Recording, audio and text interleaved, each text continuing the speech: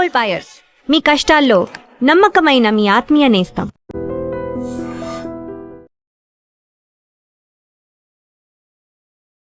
నమస్కారం, welcome to I dream. ధర్మ మార్గం విత్ విజిత కార్యక్రమానికి స్వాగతం.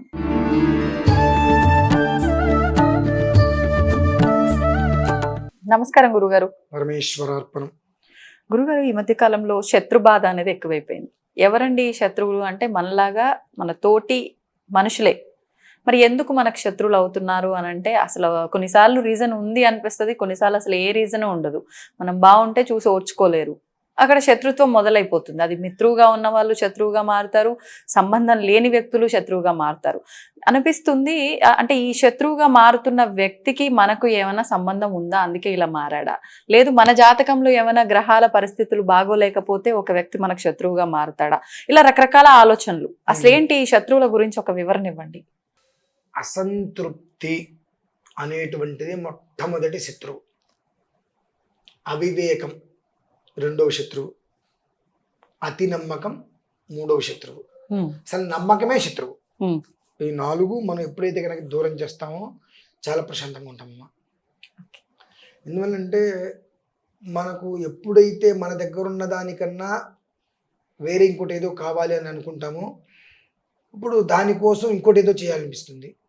మనం నా దగ్గర చిన్న బండి ఉంది, నేను పెద్ద బండి కొనుక్కోవాలనుకుంటా. చిన్న బండి అయినా రోడ్డు మీద వెళ్తూనే ఉందిగా, నవ్వుతారు, ఓకే మంచిది, నవ్వారు, నా కష్టాలంతా వాళ్ళు తీర్చలేరు కదా, అటువంటి నవ్వినప్పుడు నేను ఎందుకు ఫీల్ ఇవ్వాలి అనేటువంటిది మనకు ఉండాలి. వాళ్ళు నవ్వుతారు చెప్పి ముందుగానే మనం కాస్త పెద్ద బండి అనుకొని ఈఎంఐ తీసుకుంటాం. ఆ ఈఎంఐ తీసుకున్న దగ్గర మన బడ్జెట్ మనకు సరిపోదు, ఎప్పుడు ఒకే రకంగా ఉండదుగా, సరే వెనక్కి ముందుకు వస్తుంది. ఒక నెల 2 నెలలు కట్టకపోతాం, వాడు గొడవ పెట్టుకోవడానికి వస్తాడు. ఈ స్థితిలో మనం ఒక స్నేహితుని డబ్బు అడుగుతాం, వాడు మనకి ఇస్తాడు, వాడికి మనం ఇన్ టైంలో ఇవ్వలేకపోతే అక్కడ ఏమొస్తుంది, మళ్ళీ శత్రుత్వం స్టార్ట్ అవుతుంది. నాకు తెలిసి నేనైతే ప్రతి ఒక్కరికి ఏం చెప్తానంటే, ఎవరైనా డబ్బు అడిగారు అప్పుగా ఇవ్వద్దు, అప్పుగా ఇవ్వద్దు. 10,000 20,000 25,000 లక్ష ఇచ్చేసి వదిలేసుకోగలిగితే ఇచ్చి ఆ డబ్బును ఆ రోజు నువ్వు వదిలేసుకోగలిగితే ఇచ్చి, లేదా నువ్వు ఒక మనిషి వచ్చారే బ్రో బాగా రకరకాలుగా నాకు అర్జెంటుగా 5,000 కావాలి, 10,000 10,000 కావాలి, రేపు ఇద్దరు చేస్తాను. నిన్ను ఒక మనిషి డబ్బులు అడిగిన రోజు నాడే నీకు ఒక శత్రువు వచ్చాడు నన్ను గమనించు. ఇచ్చినా శత్రువే, ఇవ్వకపోయినా శత్రువే. ఇస్తే డబ్బు పోతే పోయింది, నాకు ఆ మనిషి కావాలి అనుకుంటే డబ్బులు ఇచ్చేసి, కాదు నాకు డబ్బు కావాలి అనుకుంటే డబ్బులు ఇవ్వద్దు. నా దగ్గర సింపుల్గా నేను ఇవ్వలేను అని ఉంటాను. నేను అత్తయ్య నువ్వు అవసరం మీద వచ్చావురా, నేను ఇవ్వలేను ఇప్పుడు అని చెప్పి నీ మీద కోపం వస్తుంది, వెళ్ళిపోతాడు, నష్టం లేదు. నువ్వు డబ్బులు ఇచ్చినా శత్రువు అవుతున్నావు, ఇవ్వకపోయినా శత్రువు అవుతున్నావు. అటువంటి ఇవ్వకుండానే శత్రువు అయిపోవు. ఇచ్చి డబ్బులు అడిగి డబ్బులు రాక నువ్వు శత్రువు అవ్వటం కన్నా అసలు ముందే నా దగ్గర లేవు అని నేను ఇవ్వను అని చెప్పేస్తే ఆ శత్రువు ఎట్లాగో శత్రువు అవుతున్నప్పుడు పోగొట్టుకోలేంగా, మన దగ్గర ఉంచుకోగలుగుతాం. కాబట్టి ముందు కొత్త దానికోసం మనం ప్రయత్నం చేయడం కన్నా మన దగ్గర ఎంత ఉంది, ఓకే దీంతో హాయిగా ఉందాం, ఉన్నంతలో ప్రశాంతంగా అనేటువంటి ఆ తృప్తి అనేటువంటిది మనిషికి ఏర్పడిన రోజు నాడు శత్రువు అనేటువంటి చాలా దూరంగా ఉంటాడండి. 2, చాలామంది మనం చూస్తాం కదా, రీసెంట్గా కొన్ని నాకు అనుభవాలు ఏంటి తెలిసిన వాళ్ళ దగ్గర చాలా గొప్పగా వాళ్ళు కనిపించడం మొదలుపెట్టారు. నాకు తెలుసు ఏ స్థితిలో ఉన్నారు ఎలా అని చెప్పి. నేను ఒకరోజు ఎందుకండి ఇదంతా అన్న, లేదన్నయ్య గారు ఇవాళ సొసైటీలో గొప్పగా కనిపించకపోతే మనిషిని లెక్క చేయరు అన్నారు. బాగానే ఉంది, నువ్వు గొప్పగా ఇవాళ కనిపించవు, ఎన్ని రోజులు కనిపిస్తావు అంటే గొప్పగా కనిపించడం కోసం అప్పులు చేస్తున్నాను అన్నారు. చివరికి అప్పులు తీర్చకపోతే ఏం చేస్తావు, సూసైడ్ చేసుకోవటమేనండి అన్నాడు. మరి గొప్పతనం దేనికయ్యా అంటే, నేను ఎవరి దగ్గర నుంచో ₹1,00,000 నాకు అప్పు ఇవ్వాలి, నాకు ₹1,00,000 నాకు కావాలి చేయవద్దు నన్ను అడగాలంటే నా దగ్గర 5-6 లక్షలు వస్తువు కనిపించాలి నా ఒంటి మీద కానీ నా విధానంలో, అప్పుడు 1,00,000 నాకు ఇవ్వగలుగుతాడు. అసలు నీకు ఆ వాడి దగ్గర నువ్వు ₹1,00,000 తీసుకోవాలని చెప్పి 5 లక్షలు అప్పు చేసి ఇవన్నీ ఎవడు కొనమన్నాడు అంటే, లోకం అంతే ఉంది గురుగారు అన్నాడు. ఇక మనం ఏం చేస్తాం ఇంకా అంటే, ప్రతి మనిషి కూడా తన కోసం తాను బ్రతకట్లేదమ్మా, తన కోసం తాను బ్రతకట్లా. ఎదుటి మనిషిని ఇంప్రెస్ చేయాలి, ఎదుటి మనిషి కళలో మనం పడాలి, ఎదుటి మనిషి మన గురించి మాట్లాడాలి అనేటువంటి స్థితిలో జీవితం మొదలుపెట్టాడు. కనుక ఎక్కడా కూడా తృప్తి అనేటువంటిది లేకుండా పోతున్నాడు. మీకు ఒక చిన్న కథ చెప్తా. ఒక ఊరిలో ఒక భిక్షాటన చేసుకునే వ్యక్తి ఉన్నాడు. రోజు ఒక 10 ఇళ్ళు, ఆదివారం ఒక 10 ఇళ్ళు, సోమవారం ఒక 10 ఇళ్ళు, ఇలా లెక్క. ఇంకొక ఇంటికి వెళ్ళడం, మళ్ళీ ఆదివారం వెళ్ళిన ఇంటికి మళ్ళీ ఆదివారమే వెళ్తాడు, ఇంకొక వారం వెళ్ళడం, ఇలా పెట్టుకున్నాడు. వాళ్ళందరికీ కూడా వారానికి ఒక రోజే వస్తారు కదా, అతను తినేది ఏంటి అంత అన్నం తింటున్నాడు. మళ్ళీ ఎవరిని ఏ ఇబ్బంది పెట్టలే, అందరూ ఎవరికి తోచిన వాళ్ళు అలా పెట్టుకున్నాడు చక్కగా. ఇలా ఒకరోజు ఒక ఆయన చూశాడు. చూసి పాపం రోజు తను ఇట్లా చేసుకుంటుంటున్నాడు. ఒకరోజు ఎవరైనా ఊరు వెళ్తే అతను బ్రతికేంటి అని చెప్పి, నాయన ఈ 100 రూపాయల దగ్గర పెట్టుకో అని ఇచ్చాడు. ఆ రోజు వరకు కూడా ప్రశాంతంగా భిక్షాటం చేస్తున్నాడు, తింటున్నాడు. ఈ 100 రూపాయలు అతని దగ్గరకు వచ్చాడు, అతను భయం పట్టుకుందండి. ఎందువల్ల ఈ 100 రూపాయలు పెట్టుకుని ఏదైనా షాప్కి వెళ్ళి ఏదైనా కొందామంటే భిక్ష పెట్టుకునేవాడికి నీకు 100 రూపాయలు ఎక్కడైనా కొడతారు, నువ్వు దొంగతనం చేసుకొచ్చావా అని అంటారు, నా మీ దొంగతనం నెప్ప అంటుతారు, కొడతారు, ఒక భయం. ఈ భిక్షాటనకు వెళ్ళటం మానేశాడు. నా దగ్గర 100 రూపాయలు నేను ఎవరికైనా తెలిస్తే నన్ను ఎక్కడ కొట్టి చంపేస్తారో, ఆ డబ్బు తీసుకుంటారో అని చెప్పి 2 రోజులైంది, 3 రోజులైంది. ఆ గుళ్ళో ముడుచుకొని పడుకుంటాడు రాత్రిపూట.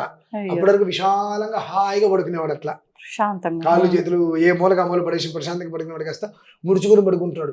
ఎవడైనా వచ్చి 100 రూపాయలు కాజేస్తారేమో కొట్టి అని చెప్పి. ఈ 4 రోజులు వాడికి మనశ్శాంతి పోయింది, ప్రశాంతత పోయింది, ఏమీ లేదు, మానసిక ఆవేదనలు. దీంతో ఇక ఆకలి ఎక్కువ వేసేసి ఇక ఇబ్బందులు మొదలైనవి. వీళ్ళందరూ ఎందుకు రావట్లేదు అర్థం కావట్లేదు. ఈ లోపు ఉన్నాడు పోయాడని ఒక పుకారు, కనిపించట్లేడు అని. 5 రోజులు 4 రోజులు పుడుతుంది. 5వ రోజు ఉదయం ఈ దరిద్రపు జీవితం నాకు వద్దని చెప్పి ఆ డబ్బులు తీసుకెళ్ళి 100 రూపాయలు హుండీలో వేసేసాడమ్మా. మళ్ళీ తన లైఫ్ తనకు తిరిగి వచ్చేసింది. ఇక ఎవరితో ఏ సంబంధం లేదు.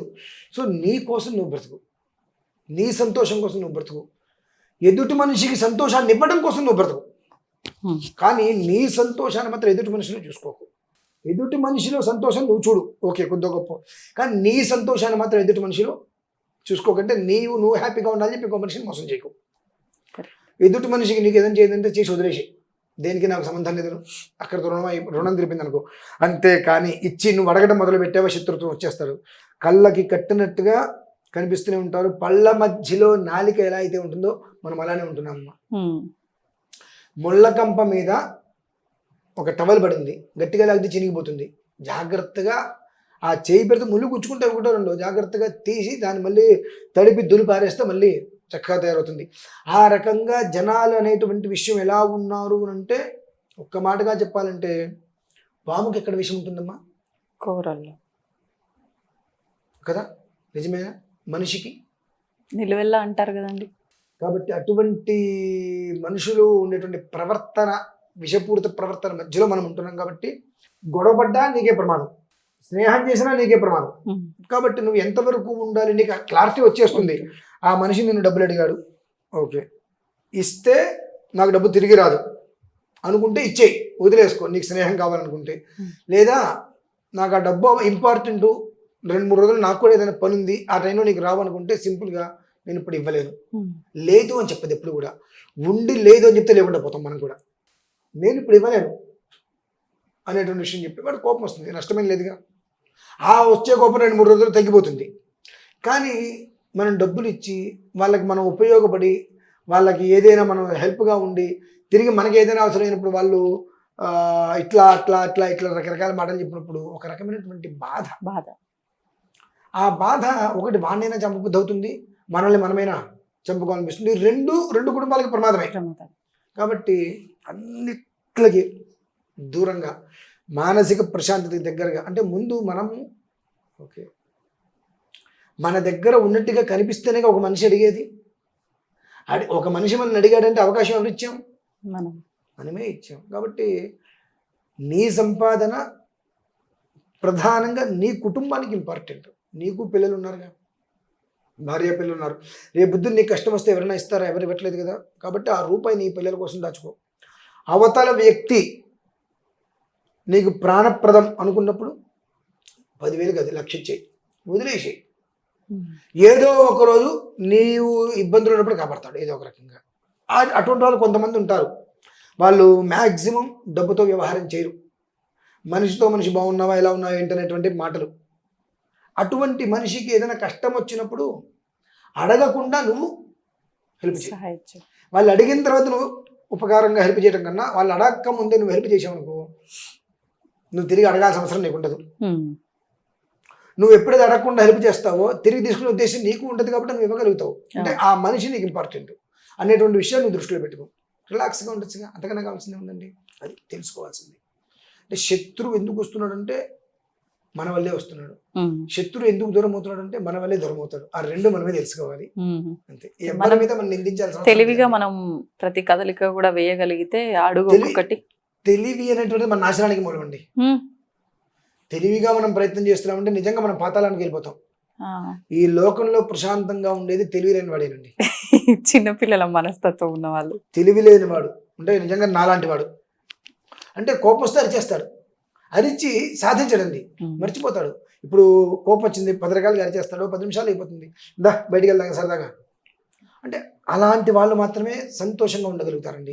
కానీ కోపం మొత్తం లోపల పెట్టేసుకొని బయటికి ఏం పర్లేదు నేను ఉన్నా కదా అని ఉంటారు చూసారండి, నమ్మద్దు. మొహం మీద ఎప్పుడు కూడా గుర్తుపెట్టుకోండి, గట్టిగా మొహం మీద అరిచేసేవాడిని 24 గంటలు అర్ధరాత్రి కూడా మనం నమ్మచ్చు. కానీ ముఖం మీద నీకేం పర్లా, నీ వెనకాల నేను ఉన్నాగా, నేను చూసుకుంటా, ఏం పర్లా అని మాట్లాడేవాడిని ఎప్పుడు కూడా అదును చూసి లేవలేని స్టేజ్లో తొక్కేస్తాడు. కానీ ఎలా తెలుస్తుంది అంటారు గురుగారు? అందరికీ అర్థం కాదు కదా వీడు నిజంగా మాట్లాడుతున్నాడా లోపల ఏదో పెట్టి మాట్లాడుతున్నాడా అనేది. ఇప్పుడు లోపల ఏమీ లేకుండా ఉంటే మీరు ఏదైనా విషయం అడిగారు అనుకోండి, బా ఇది మీ వల్ల కాదని చెప్పేస్తారు. ఎప్పుడైతే కనుక మీ అంతటి వాళ్ళు లేరండి మీరు కాబట్టి చేశారు కదండి అన్నప్పుడు ఆ మనిషిని మ్యాక్సిమం మనం అర్థమైపోతుంది. ప్రత్యక్షే ప్రియవక్తారం పరోక్షే కార్యనాశనం. మన ముఖం మీద మీ అంతటి వాళ్ళు లేరండి మీరు కాబట్టి చేయగలిగారని అంటే మన వెనకాల మన గుంటలు తీస్తున్నాడు కాబట్టి. అంటే వీడు చెప్పుడు మాటలు చెప్పేటువంటి వాడు, చెప్పుడు మాటలు వినేటువంటి వాడు కాబట్టి వాడిని ఎప్పుడు మనం నమ్మకూడదు. ఎందుకంటే ఖచ్చితంగా వాడు ఏదో ఒక రోజు నాడు ఎవరో ఒకరి గురించి మన గురించి 10 మందికి చాటింపు వేస్తాడు. కనుకనే ముఖం మీద మీ అంతటి వాళ్ళు లేరండి, అయ్యో అసలు వేరే వాళ్ళు అయితే పని చేయలేరండి ఏమంటారండి, ఏమంటారు, భజన బృందం అండి. ఈ భజన బృందం. కానీ అలాంటి వాళ్ళ రోజులే బాగున్నాయి గురుగారు. భజన నీకు చేస్తున్నారండి, రేపు బాగుంటారు, ఎల్లుండి వాళ్ళు పడేటువంటి నరకము అండి. ఇవాళ నన్ను ఒకడు కీర్తిస్తున్నాడు, ఓకే, వాడు పొగడతలకి నేను బాగా ఉబ్బుపోయా, వాడికి అన్ని ఇచ్చుకుంటూ వచ్చా. ఒక్కరోజు నాకు కష్టం వచ్చింది, వాడు కాపాడతాడా? ఎవడు నా మొహం చూడదు. 2 పొగిడి తీసుకున్నటువంటి సంపాదనతో వాడి కుటుంబం సుఖంగా ఉండదు. కాకపోతే వాళ్ళిద్దరు గడిచింది కొంతకాలం, వాళ్ళు పడేటువంటి కష్టం వీళ్ళు ఉండొచ్చేమో, కుటుంబం ఎలా ఉందండి ఇంట్లో. ఇప్పుడు ఒక మనిషి ఎదుటి మనిషిని పొగిడి చెప్పుడు మాటలు చెప్పేది సంపాదిస్తున్నాడు, కానీ వాళ్ళ కుటుంబంలో భార్య పిల్లలు సంతోషంగా ఉండగలిగారా? అటువంటి జీవితం దేనికండి? వద్దు. తిట్టినా నష్టం లేదు ముఖం మీద, ఎప్పుడు ఆ మనిషిని మనం నమ్మచ్చండి. అది ఒక్కటే మనం గుర్తుపెట్టుకోవాలి. ఏదైనా విషయం ఇది ఎలా ఉందండి అంటే ఇంకా కాస్త బెటర్ చేసుకోవాలి. మీతోని మీ పక్క వాళ్ళతో మాత్రం చాలా ఎక్సలెంట్ అండి, వాళ్ళు చేశారు చాలా బాగుంది. కానీ మన కర్మ ప్రార్థన తెలుసా అండి, మన ముఖం మీద ఏమో మనల్ని పొగుడుతారు, పక్క వాళ్ళకి చాలా చేసింది చండాలి అని చెప్తారు. ఇటువంటి దరిద్రమైన జనాలు తయారయ్యారు. కాబట్టి వాళ్ళు మాట్లాడేటువంటి విధానంలో మనం క్లారిటీ తీసుకొని ఒక క్షణం ఓకే మంచిది, మనం తగు రీతిలో మనమే జాగ్రత్తగా ఉండటం మనకి మంచిది. ఇప్పుడు జాతకానికి ఇలాంటి వ్యక్తులకి అంటే మన జాతకానికి ఆ వ్యక్తికి సంబంధం ఉంటుందంటారా? దాన్ని బట్టి అలాంటి వ్యక్తి మనకు పరిచయం అవుతాడంటారా? కొన్ని దశలు వచ్చినప్పుడు, కొన్ని నక్షత్రాలకి దశాంతర దశలు వచ్చినప్పుడు ప్రతిదానికి మనం జాతకాన్ని ముడిపెట్టకూడదండి. వస్తాయి దశాంతర దశలు వచ్చినప్పుడు 2 అవకాశాలు మనకి ఇస్తుంది అది. మనం ఏం తీసుకుంటున్నాం, మనకి ఏది కరెక్ట్ అనిపిస్తే అది తీసుకోవట్లే. ఒక ఆవు, దానికి జ్ఞానం లేదుగా, ఉందా? జంతువు, దానికి జ్ఞానం లేదు, విచక్షణత లేదు. ఇక్కడేమో కాకరకాయ పెడతాము, ఇటేమో పంచదార పెడతాం. అది ముందు కాకరకాయ దగ్గరికి వెళ్తుంది, నోరు కొరుకుతుంది, వెంటనే పంచదార తినేస్తుంది. దానికి అర్థమవుతుంది అది చేదుగా ఉంది అని చెప్పి. ఆ జ్ఞానం కూడా మన దగ్గర లేదు కదండి. భగవంతుడు 2 దారులు ఇచ్చాడు, ఆయన ఈ దారి వెళ్ళు, కాస్త కష్టంగా ఉన్నా బాగుంటుంది, మంచిది, ఈ దారి వెళ్ళు, మొదట్లో సుఖంగా ఉంటుంది, తర్వాత కష్టపడతామంటే మనం ఏం కోరుకుంటాం, సుఖమే కావాలి మనకి. కొంతకాలం సుఖాన్ని కోరుకొని తర్వాత పడే కష్టాలు ఇబ్బంది పడతాం. కాబట్టి అక్కడ ఆలోచన ఎవరు చేస్తున్నారు, మనమే. గ్రహస్థితి నీకు 2 ఇచ్చింది అంటే ఇటు డబ్బు ఇచ్చింది, ఇటు నిప్పు ఇచ్చింది.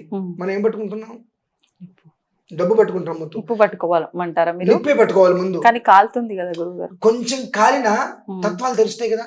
ఆ తర్వాత జీవితకాలం అది 100 మందికి ఉపయోగపడుతుంది. డబ్బు పట్టుకున్నప్పుడు ఒక రకమైన అహంకారం లాంటిది వచ్చేస్తుంది మనకు. ఎంతసేపు ఉంటుంది అది? కొంతసేపు ఉంటుంది. ఆ తర్వాత మన దగ్గర ఉన్న వాళ్ళందరూ కూడా మనకు ఎలాంటి రియాక్షన్ ఇస్తారు? ఎగిసిపడ్డాడు కదరా మొన్న, ఇవాళ కింద పడ్డాడు, ఇలా మాట్లాడతారు. కాబట్టి గ్రహస్థితికి దీనికి నిజంగా మనం ఎప్పుడూ కూడా కలపకూడదండి. కర్మ ప్రారంధవశాత్తు భగవంతుడు నీకు 2 రకాల అవకాశాలు ఇచ్చారు. చిన్న విషయం చెప్పి వదిలేస్తా. ఒక పిల్లగాడు పైన తేనె పట్టుంటే, లాస్ట్ టైం చెప్పినట్టున్నాను ఒకసారి, ఎప్పుడు తేనె పట్టుంది పైన, ఆ తేనె పట్టు కోసం చెట్టు ఎక్కేస్తున్నాడు. ఆ చెట్టు ఎక్కే ముందు చూడలా, కేవలం కూడా తేనె పట్టును మాత్రమే చూశాడు. ఆ పక్కన ఉన్న పిల్లలు అరే చెట్టు ఎక్కద్దురా ఇబ్బంది పడతామని చెబుతూనే ఉంటే, అక్కడ తేనుంది నువ్వెంత చెప్పేదని చెప్పి చెట్టు ఎక్కేశాడు. ఆ పైకి వెళ్ళి దాన్ని పట్టుకోపోతే కొమ్మ కదిలింది, కదలతో కింద పడిపోతే పట్టుకున్నాడు, కింద పడిపోతే వెంటనే పట్టుకున్నాడు, దాన్ని వేలాడుతున్నాడు కిందకి. కింద నీరు చెరువు, అందులో మొసళ్ళు ఉన్నాయి, కింద మొసళ్ళు ఉన్నాయి. పైన ఆ చెట్టుకు పైనుంచి ఒక పాము, ఒక పక్కన తేనె తొట్టా. ఈ ఎగురుదలానికి ఆ తేనె కదిలింది, ఆ ఈగలు వచ్చి కుడుతున్నాయి, నొప్పి పుడుతుంది. కానీ అంత కుడుతున్న ఒక్కొక్క చుక్క తేనె చుక్క వాడి నాలుగు మీద పడుతుంది. బాగుంది. నాలుగు బయటికి పెడుతున్నాడు, తేనె చుక్క పడుతుంది అంటున్నాడు, మళ్ళీ అంటున్నాడు, మళ్ళీ పడుతుంది అంటున్నాడు, ఇవన్నీ కుడుతున్నాయి.